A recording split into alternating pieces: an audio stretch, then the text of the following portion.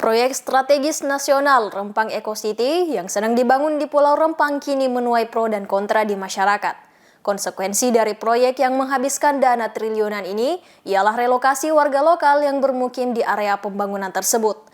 Hal ini menyebabkan proyek Rempang Eco City menjadi pembahasan yang sangat penting dan mencakup berbagai aspek ilmu pengetahuan. Departemen Hukum Keperdataan Fakultas Hukum Universitas Hasanuddin menginisiasi sebuah diskusi publik yang diselenggarakan pada Senin 23 Oktober di Aula Profesor Dr. Haji Baharudin Lopa SH, Fakultas Hukum Universitas Hasanuddin. Diskusi ini menghadirkan langsung Dr. Sudirman Saat SH.MH, anggota bidang pengelolaan kawasan dan investasi Badan Pengusahaan Batam, yang juga merupakan dosen Fakultas Hukum Universitas Hasanuddin.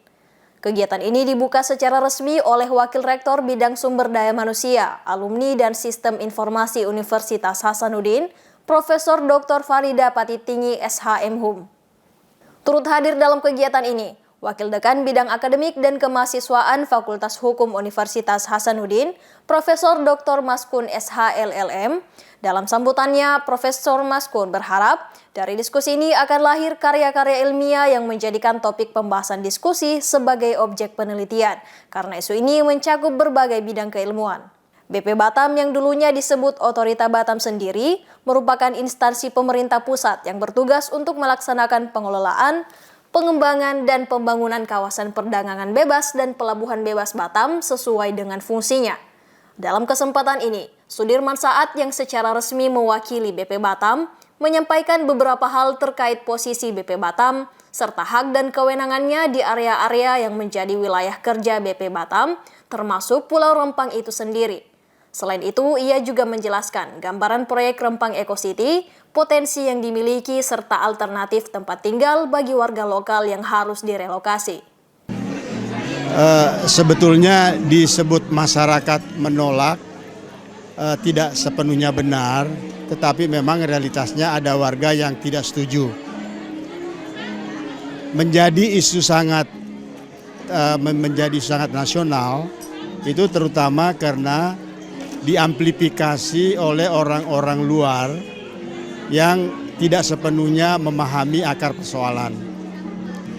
Padahal sebetulnya proyek ini sudah dirancang cukup lama, tetapi memang tiba-tiba ada percepatan. Ada percepatan di mana warga tentu kaget. Tetapi setelah tensinya reda, lalu kita kembali menjelaskan kepada warga, itu pelan-pelan warga sudah bisa menerima dan per hari ini sudah ada 55 KK itu yang sudah bersedia relokasi, sudah pindah. Bahkan rumahnya mereka sudah dibongkar sendiri. Sudah ada 300 lebih warga sudah mendaftar untuk relokasi.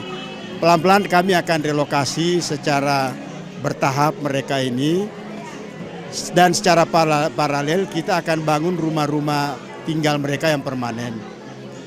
Yang paling penting, proyek ini adalah proyek strategis nasional dan punya multiplier efek yang sangat banyak.